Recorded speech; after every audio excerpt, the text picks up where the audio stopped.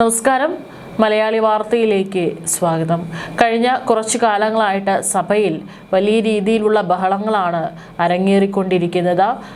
കേന്ദ്ര ആഭ്യന്തരമന്ത്രി അമിത്ഷാ എന്തുകൊണ്ട് സഭയിൽ എത്തുന്നില്ല എന്നുള്ള ചോദ്യമായിരുന്നു. പല ചോദ്യങ്ങൾക്കും ഉത്തരമില്ലാത്തതിനാൽ ഭയന്നാണോ അമിത്ഷാ ഇത്തരത്തിൽ മാറി നിൽക്കുന്നത് എന്നുള്ള ചോദ്യമായിരുന്നു സഭയിൽ പ്രതിപക്ഷം ഉയർത്തുന്നുണ്ടായിരുന്നത്. ഏതായാലും പ്രതിപക്ഷ പ്രതിഷേധങ്ങൾക്കും നാടകീയതകൾക്കും ഒടുവിൽ പാർലമെന്റ് വർഷകാല സമ്മേളനം അനിശ്ചിതകാലത്തേക്ക് പിരിഞ്ഞിരിക്കുകയാണ്. പ്രതിപക്ഷത്തിന്റെ പ്രതിഷേധങ്ങൾക്കും നിരന്തര ആവശ്യങ്ങൾക്കും ഒടുവിൽ ഇതുവരെ സഭയിൽ എത്താതിരുന്ന ആഭ്യന്തരമന്ത്രി അമിത്ഷാ സമ്മേളനത്തിന്റെ അവസാന ദിനമായ വ്യാഴാഴ്ച എത്തി.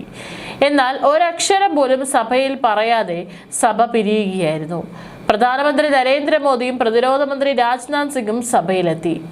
നീറ്റ് പരീക്ഷാ ക്രമക്കേടുകളുമായി ബന്ധപ്പെട്ട വിഷയങ്ങളിൽ ചർച്ചയ്ക്ക് തയ്യാറാണെന്നും പ്രതിപക്ഷത്തിന്റെ ചോദ്യങ്ങൾക്ക് മറുപടി നൽകുമെന്നും അമിത്ഷാ കഴിഞ്ഞ ദിവസം പ്രഖ്യാപിച്ചിരുന്നുവെങ്കിലും സഭാ സമ്മേളനത്തിന്റെ അവസാന ദിവസമാണ് അദ്ദേഹം എത്തിയത്.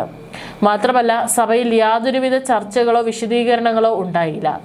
സഭ ചേർന്ന ഉടൻ തന്നെ ചർച്ചകളില്ലാതെ വന്ദേമാതരം ആലപിച്ച് സഭ പിരിയുകയായിരുന്നു. സഭയ്ക്കുള്ളിൽ ഭരണ പ്രതിപക്ഷ അംഗങ്ങൾ നേർക്കുനേർ വരികയും പുറത്ത് മഖദ്വാറിന് മുമ്പിൽ പ്രതിപക്ഷം പ്രതിഷേധം സംഘടിപ്പിക്കുകയും ചെയ്തിരുന്നു. നീറ്റ് വിഷയത്തിൽ വിദ്യാർത്ഥി സമരങ്ങളോടും പോലീസ് നടപടികളോടും സർക്കാർ മുഖം തിരിക്കുകയാണെന്നും പ്രധാനമന്ത്രിയും ആഭ്യന്തരമന്ത്രിയും സഭയിൽ നിന്ന് ഒളിച്ചോടുകയാണെന്നും പ്രതിപക്ഷം ആരോപിച്ചു. സഭ തുടങ്ങിയ അന്നും അവസാന ദിവസം മാത്രമാണ് പ്രധാനമന്ത്രി സഭയിൽ കണ്ടതെന്നും പ്രതിപക്ഷ പ്രതിഷേധങ്ങളോട് അദ്ദേഹം മൗനം പാലിക്കുകയാണെന്നും വിമർശനമുയർന്നു. സഭയിൽ ബഹളമായതിനാൽ അമിത്ഷാ എത്തില്ലെന്ന് പാർലമെന്ററി കാര്യമന്ത്രി കിരൺ റിജിജു നേരത്തെ അറിയിച്ചിരുന്നുവെങ്കിലും അവസാന നിമിഷം അദ്ദേഹം സഭയിൽ എത്തുകയായിരുന്നു.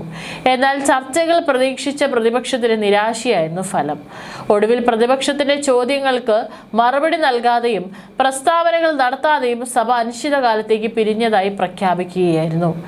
ഏതായാലും എന്തുകൊണ്ടാണ് ഇത്തരത്തിലൊരു അസാധാരണ നീക്കം സഭയിൽ ഉണ്ടായിരിക്കുന്നത് എന്നുള്ളതിനെ കുറിച്ച് കൃത്യമായിട്ടുള്ള റിപ്പോർട്ടുകൾ പുറത്തു വന്നിട്ടില്ല. കഴിഞ്ഞ ദിവസം സ്പീക്കറും ആവശ്യപ്പെട്ടിരുന്നു അമിത്ഷായോട് എത്താനായിട്ട്. ഏതായാലും ഇന്നും സഭ അനിശ്ചിതകാലത്തേക്ക് പിരിഞ്ഞതായി പ്രഖ്യാപിക്കുകയായിരുന്നു.